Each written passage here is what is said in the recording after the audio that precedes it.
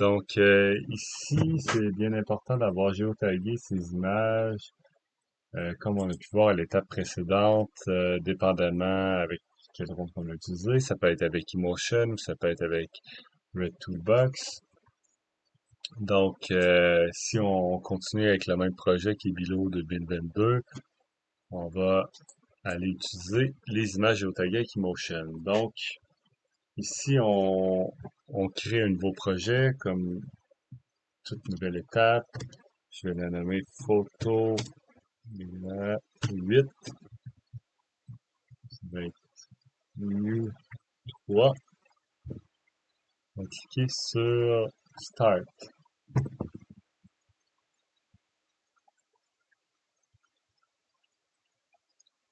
Donc ici, Pix4D nous présente une carte du monde parce qu'on n'a pas encore loadé nos images. Donc on va aller à droite ici, on va aller charger nos images.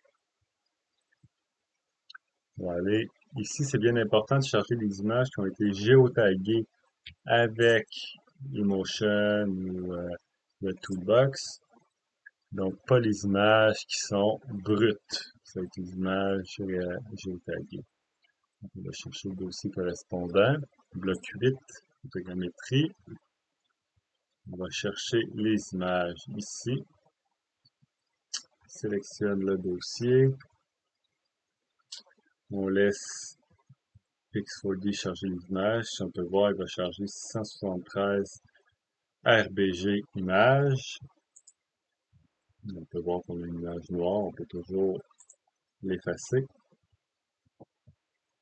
Donc ici, on peut voir aussi les transects ou, ou les blocs qui ont été réalisés.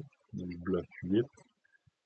Euh, pour la deuxième étape, il faut charger les GCP, donc les Ground Control Point. Ici, on va le charger à partir du disque où on peut simplement drag and drop. Ici, j'avais déjà préparé mon fichier avec mon emplacement.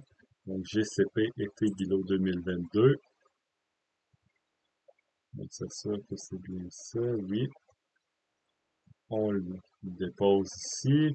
Une fenêtre s'ouvre qui nous permet de sélectionner le système de référence géographique.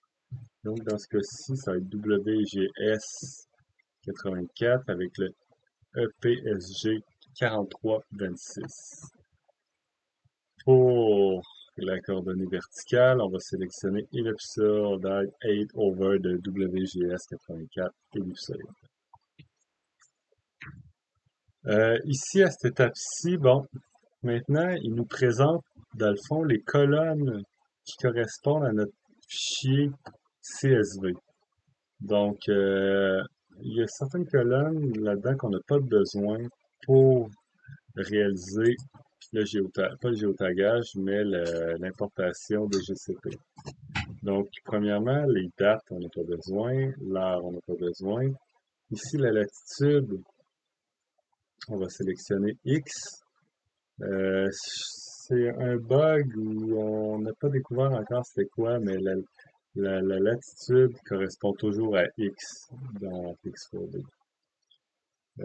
Y pour la longitude et l'altitude va correspondre évidemment à Z. Ici, on va désélectionner les erreurs sigma. On désélectionne tout. Dans certains cas, on peut garder la sélection ou désélectionner. Bon, dans ce cas-ci, on va désélectionner au complet les erreurs. Puis, on va cliquer sur Apply. Donc, juste pour récapituler, on a le nom, on a les données X, Y, Z. Puis les erreurs, on va le laisser par défaut, qui va être 2 cm. Si on laisse pas par défaut, on peut sélectionner ici les colonnes, puis il va prendre les erreurs qu'on avait calculées dans le fichier Excel. Donc, Apply. ici, on peut voir qu'on a les GCP avec les erreurs X, Y, Z à 2 cm laissées par défaut par Pixelfold. Donc, la prochaine étape, c'est, on va dans le menu Process, Calibration. Là, maintenant, on va calibrer nos cibles avec nos images. Donc, on va sélectionner le premier qui est Large Scale and Corridor, c'est bon. On va sélectionner Standard, qui est un peu plus précis. Et dépendamment du temps qu'on a, on peut sélectionner l'échelle de notre image. Donc, dans ce cas-ci, on va sélectionner un quart, mais on peut sélectionner un, dépendamment de la précision qu'on veut. Interval Confidence, on laisse ça à l'eau. On sélectionne un Quality Report et on clique sur Start.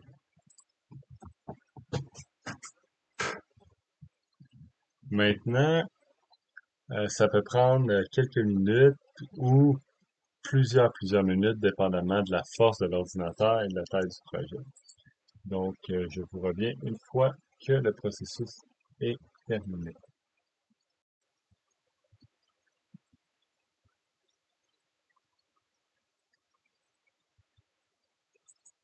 Donc, une fois que la calibration a été réalisée, on peut maintenant passer à l'étape de confirmer la position des cibles. Donc ici, qu'est-ce qu'on peut faire? On peut venir sélectionner une cible. Donc en sélectionnant une cible, on peut voir les images qui sont associées. Donc en cliquant sur CTRL sur le clavier, ici on va juste se donner un peu plus d'espace. En cliquant sur CTRL sur le clavier, avec la roulette de la souris, on va venir zoomer sur la cible et on va venir sélectionner le centre. Donc, ici, on va faire ça avec l'ensemble des cibles et on peut voir que Pix4D, lui, il sélectionne le centre de la cible, il met avec un X ce qu'il pense être le centre de la cible, puis nous, après, on va confirmer, on va lui dire non, le centre de la cible est là. Donc, on va faire ça avec toutes les images qui ont des X en bleu. Ici, on va essayer le maximum au centre de la cible.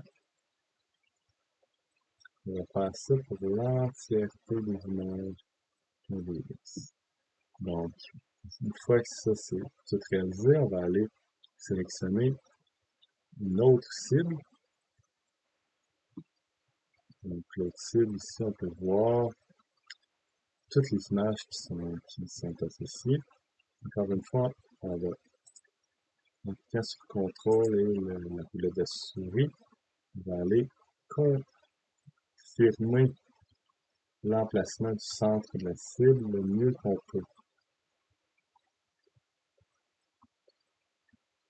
Donc, même processus que précédemment, on va faire l'entièreté des images qui ont des X vert bleu. Et après ça, on va aller sélectionner notre cible. Donc, on va faire ça pour l'entièreté des cibles qui ont des X bleus. On va voir ici si on va dans sélectionne une cible qui n'a pas de X bleu, on ne peut pas confirmer. Donc, ça va être vraiment seulement avec les cibles qui ont des X bleu vert. Donc, si on sélectionne une autre cible ici, on peut voir les images associées. Ici, on peut voir ici la quantité d'images qu'on associe avec les cibles. Donc, une fois ça c'est fait, on va avoir peut-être 5-6 cibles avec 5-6 marques. On va sélectionner Checkpoint, ce qui nous permet de mesurer l'erreur.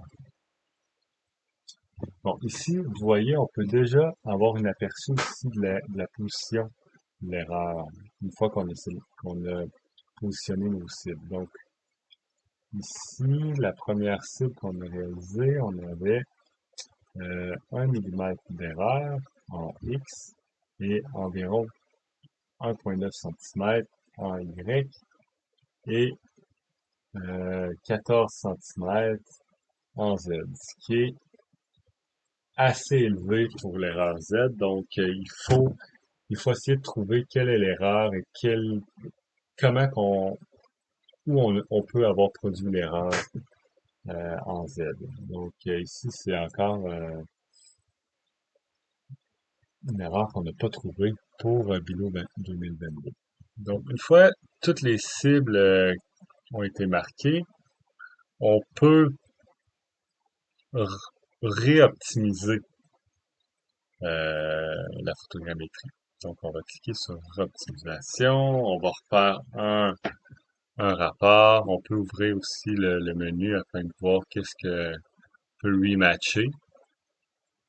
Donc, il va essayer de retrouver plus de matchs. Dans le cas ici, pas nécessairement. On va faire un Quality Report et on start. Normalement, ce processus-là est un petit peu moins long. Ça se fait assez rapidement. Et une fois que la réoptimisation est faite, on est satisfait des erreurs qu'on a obtenues en X, Y, Z, on peut à ce moment-là procéder à la réalisation de l'orthomosaïque et du modèle d'élévation de surface. Donc, on peut voir la réoptimisation est faite. Donc, ici, on va réaliser un nuage de points. On va réaliser image pre-processing. On peut réaliser un mesh, dans ce cas-ci, pas nécessairement important. Orthomosaïque. Donc, ici, encore une fois, différentes options au niveau de la résolution. On va laisser ça par défaut. Pour l'orthomosaïque, on va laisser ça aussi par défaut. On va vouloir un rapport de qualité. On va vouloir un point cloud, un modèle de surface et l'orthomosaïque. Donc, on regarde encore si la calibration a été faite à la première étape, la réoptimisation et maintenant, on va réaliser le DSM et l'orthomosaïque. Alors, on appuie sur Start, on laisse le tout aller, ça peut être des fois plusieurs minutes à plusieurs heures, donc on va le laisser rouler et une fois que c'est terminé, on va se rendre dans l'emplacement, le dossier de l'emplacement. On va pouvoir avoir accès au produit final. Donc voilà.